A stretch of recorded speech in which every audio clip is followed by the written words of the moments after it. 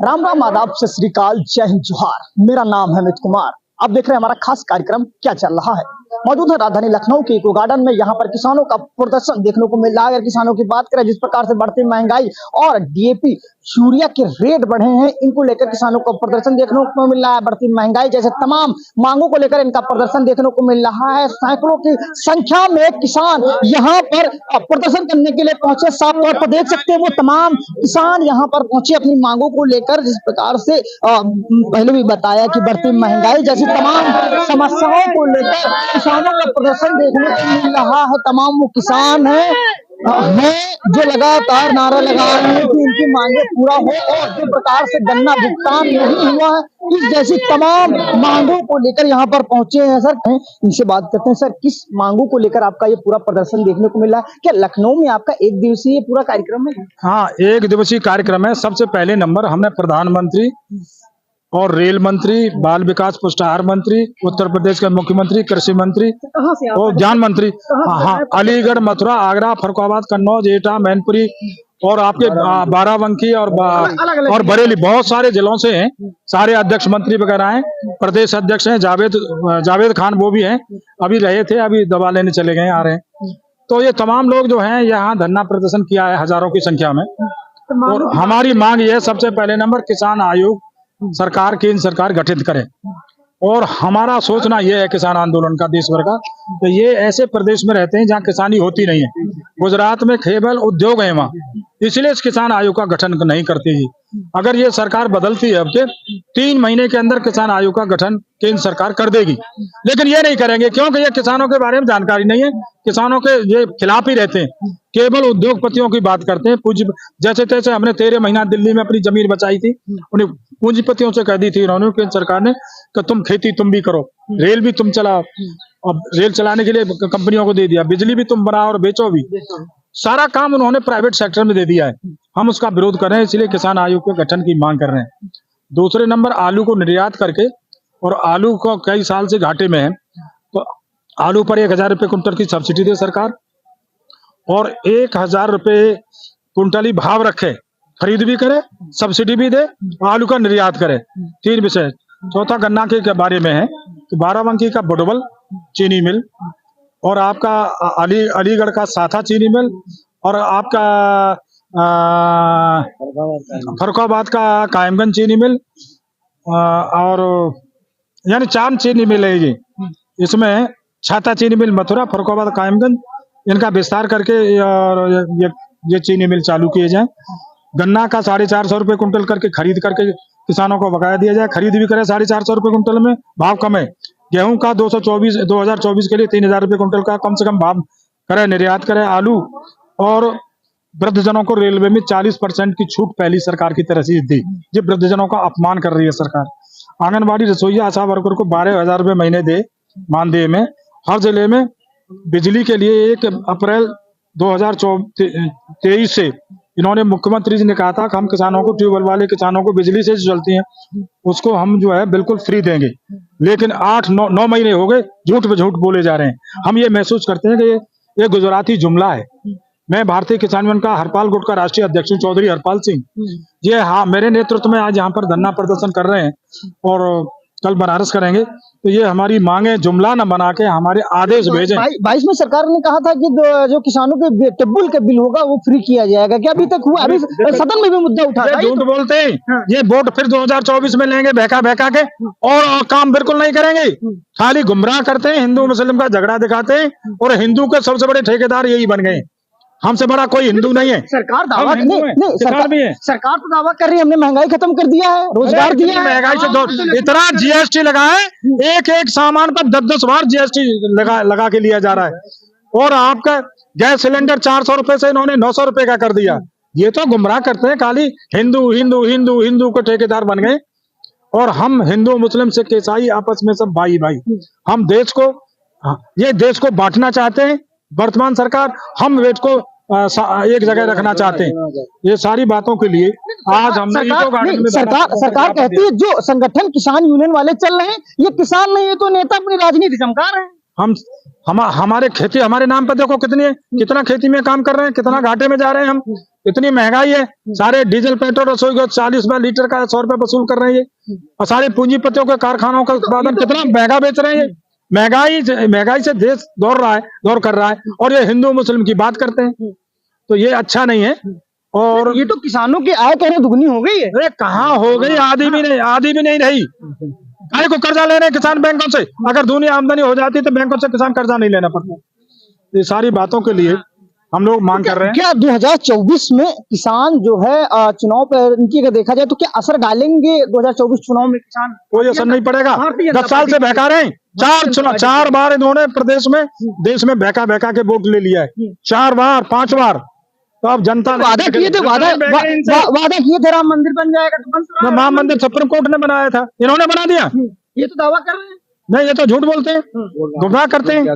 ये कहते थे दिल्ली में नरेंद्र मोदी कहते आंदोलन जीवी है, ये आंदोलन जीवी है, आंदोलन पर जीवित है। उनकी क्या है, वो तो लोकसभा में जन क्या बोल जाते हैं। ऑक्सीजन की कमी की वजह से कोई कोरोना मरीज अस्पताल में मरा नहीं, इनकी क्या है? ये तो गुमराह करते हैं, झूठ बोलते हैं, जनता को बहका के वोट ले रहे हैं। जनता मन बना चुकी है इनको हराने का 2024 में। ये तो जब किसान आयोग का गठन हो जाएगा, गरीबों की पेंशन 3000 रुपए महीने हो जाएगी। हाँ, तैयार पूरी तरह से। क्या लग रहा है, बढ़ती महंगाई बेरोजगारी 24 में असर डालेगी?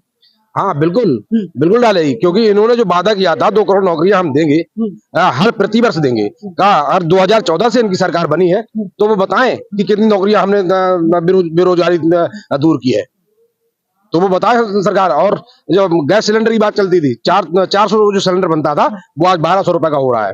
कुछ तो कम कर दिए। कितना कर दिया है? आप पहले आसमान पे फिर थोड़ा सा नीचे गिरा तो बोले हमने कम कर दिया है। अरे उससे कम करो ना, जो 400 में सिलेंडर मिलता था तो 350 का करो, 300 का करो, और सब्सिडी दो उस पर। और सब्सिडी ने खत्म कर रखी है। क्या 24 में किसानों के लिए अगर बात किया जाए, आवारा पशुओं का मुद्दा क्या असर डालेगा? जी बिल्कुल।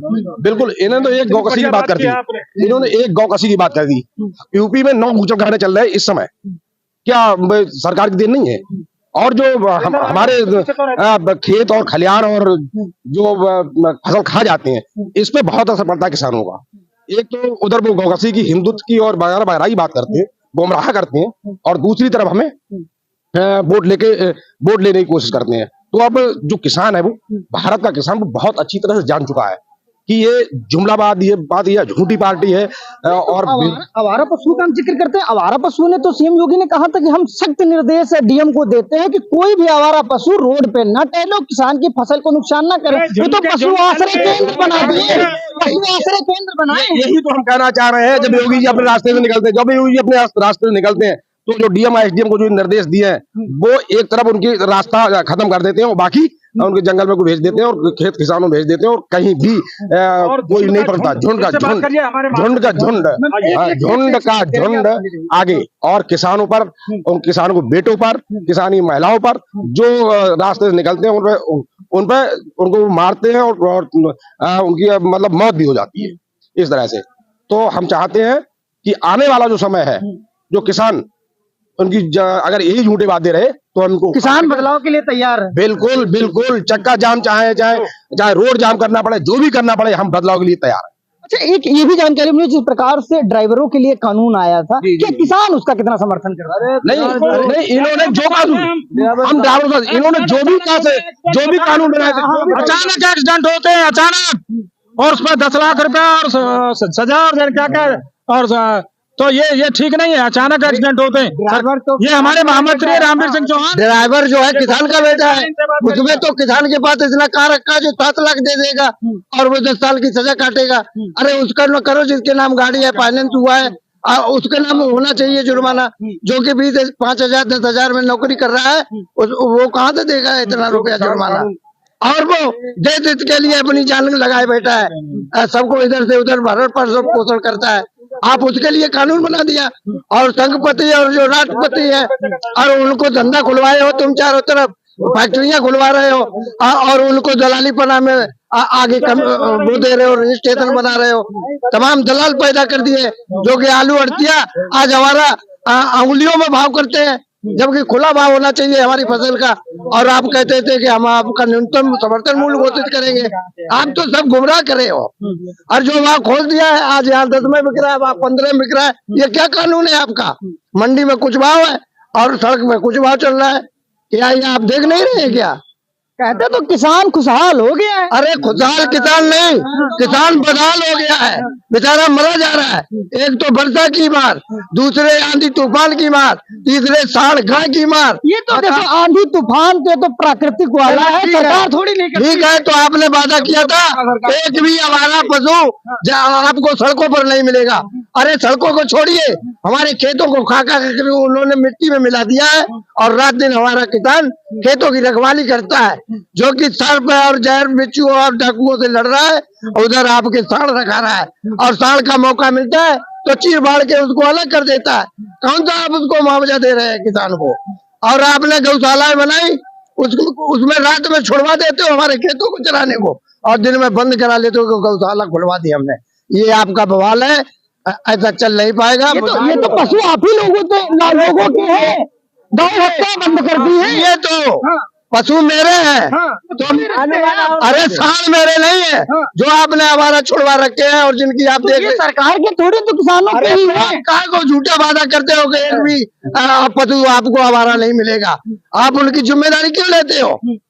हाँ, गौकसी बंद कराई थी तुमने, गौकसी बंद कराई थी।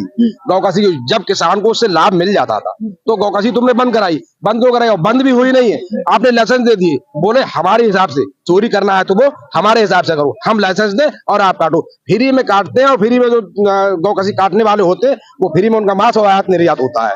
और 21 लाख टन प्रति वर्ष लगभग अंदाजा आंकड़ा है कि इस सरकार में जो वर्तमान सरकार चल रही वो भारत मतलब निर्यात कर देता है। वो कहाँ से आता है? गौकसी का हो, चाहे वो काले का हो, चाहे वो सफेद का हो, चाहे वो अन्य किसी जानवर का हो।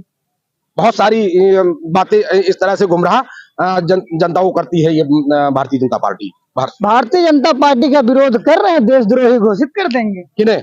अरे जब जब आवाज उठाई, रेल भेज दिया, तेल भेज दिया, जिसने आवाज उठाई उसे जेल भेज दिया। तो अब उसका काम है जेल भेज देना। हम तो क्या जेल जाने से नहीं डरते? नहीं, बिल्कुल नहीं, बिल्कुल नहीं। हम क्रांतिकारी हैं, हम जेल जाने को डरेंगे? हम विरोध करेंगे, हम झूठ का विरोध करेंगे, हम अत्याचार का विरोध करेंगे। कहना अगर बगावत है, सच कहना अगर बगावत है तो समझो हम भी बागी हैं। जय जवान और जय किसान का नारा हमेशा लगाते रहेंगे और आपके चौराहे पर चिल्लाएंगे रिश्वतखोर सरकार है, किसानों को ये पनपने नहीं देगी, पूंजीपतियों की सरकार है। ये खुला था, हम विरोध करेंगे किसान।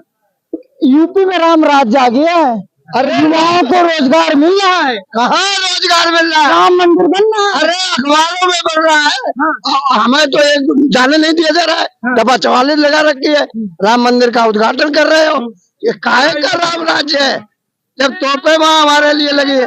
कहते हो आतंकवाद हमें क्या? अरे आतंकियों को रोकिए, हम किसानों को क्यों रोका जा रहा है? जब हिंदुत्व है, हम हिंदू है, हमारे राम है, तो क्यों हमें रोका जा रहा है? आज हमें नहीं जाने दिया जा रहा है। वहाँ पर कौन जा रहा है? जो सरकार के चुनिंदे लोग हैं वो वहाँ पर उद्घाटन में जा रहे हैं। और किसानों के लिए 140 करोड़ देशवासियों, आपको कहता हूँ भगवान को खराब लगेगा, आप नहीं आना वहाँ, 24 के बाद आना।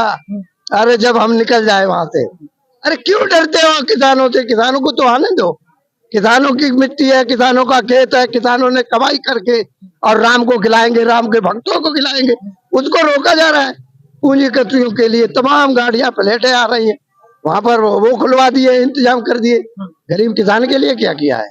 अब फरकाबाद में सबसे नंबर 1 मालूम होता है, खुदाई तक के पैसे नहीं आते हैं।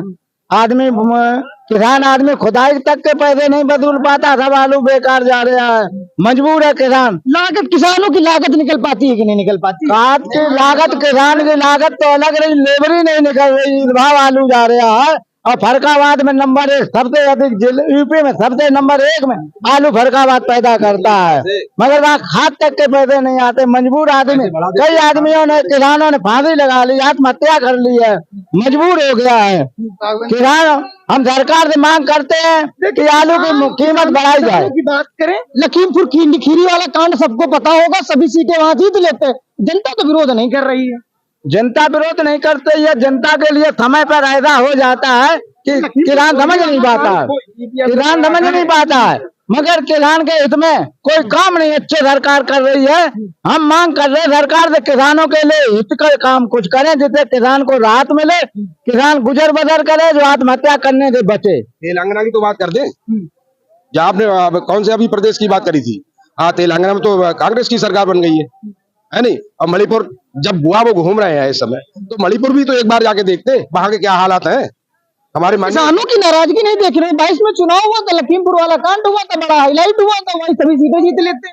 नहीं, ये गुमराह हम जो कह रहे हैं, हम जो किसान कह रहे हैं, आप ये बैलेट पेपर से चुनाव करा के देख लें, ईवीएम घोटाला है, पूरे भारत का ईवीएम घोटाला है। ये सिर्फ अगर कोई सीट ये जीतते हैं तो ईवीएम से ना चुनाव करा के बैलेट पेपर से चुनाव कराएं। क्यों, जो विपक्ष बार बार कह रहा है, तो उसका क्यों नहीं कानून बनाते और ईवीएम से चुनाव कराते हैं और बैलेट पेपर चुनाव क्यों नहीं कराते? करा के दिखाएं, इनकी पूरा पोल का पोल खुल जाएगा कि इनकी औकात है क्या। हमारे साथ और भी किसान हैं, इनसे बात करते हैं। आज किन मांगों को लेकर लखनऊ में आना पड़ा, ज्ञापन देने के लिए आना पड़ा? क्या मांगे हैं जो लखनऊ में आप लोगों को वहां से आना पड़ा कड़ाके की ठंड में? किसान यूनियन का जिला अध्यक्ष बरेली से आया हूँ, महेंद्रपाल गंगवार। मेरी तो भैया दुर्दशा हो रही किसानों की।